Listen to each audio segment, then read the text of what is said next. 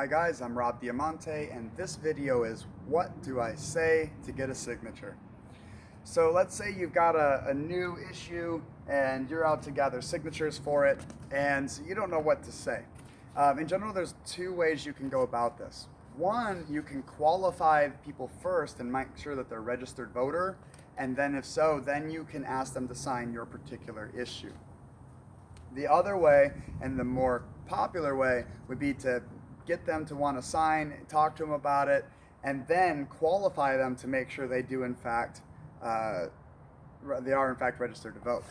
So let's take the first one. The only time I would ever ask somebody if they're registered to vote first and then ask them for the signature is if I really didn't think that they are registered to vote to start with and I'm trying to not waste our time. In general, if I think that they might be, they might not, I'm going to talk about the issue first and then qualify them so I don't lose interest. Right? If you just ask me, hey, are you registered to vote? They might say, no, get out of here. But if I can get their attention, hey, rent's out of control, we're collecting signatures. Oh, really? Yeah, are you registered to vote in California? So that might be a better way to go about it. So let's take that approach here. The petition that I have is one that's going on currently in California. It's letting each individual city decide if they want to put a rent control cap in their city or county. So what I'm going to do is obviously I'm trying to appeal to people especially that are renters. So if somebody's walking by, I'm going to try to get their attention from as far away as possible, right? So I can kind of build a rapport, have them notice me before they get to the table, and I'm going to start the conversation as they're already a few feet away. The reason is by the time somebody's past you, getting their attention is very difficult, either way, whether they're leaving or coming in. So I try to have as much conversation time with them as possible by the time they actually get here so that I can hand them the clipboard and have them sign. So as they're coming up, I'll say hello. Quickly, I want to let them know, hey, rent is out of control in California. This is a petition that would allow each city to be able to decide if they want to put rent caps so that they could put a limit on how much your rent could be raised each year. Could I have a quick signature so we can put it up to vote? All right, so real simple. I'm letting them know that the problem, hey, rent's out of control. This petition is for rent control in the state. Would you mind a signature so we can put it up to vote? Right, and I'm handing them the clipboard. All of this is very important. I'm not over talking the issue so that they lose interest and feel like it's overly complex. I'm not being too simple about it.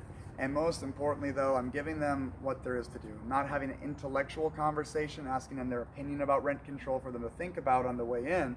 I'm saying, hey, this is what's going on. Let's put it up for vote. We can look at the pros and cons and vote about it in November.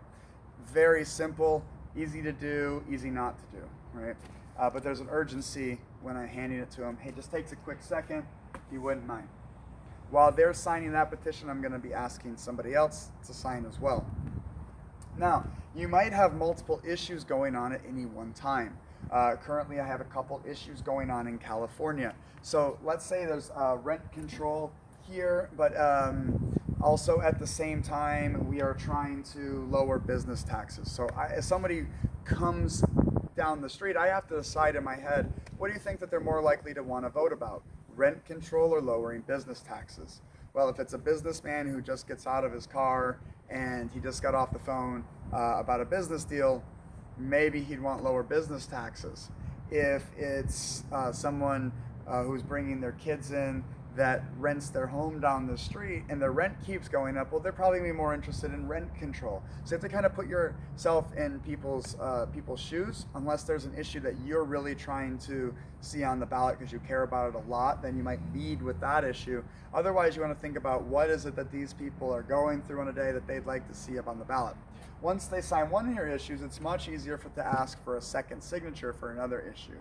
Oftentimes as we get thick into the campaign season, especially in California, we'll have multiple issues going on at one time. So you can have them sign each individual issue as long as you have some kind of flow and pattern that will allow them to do so.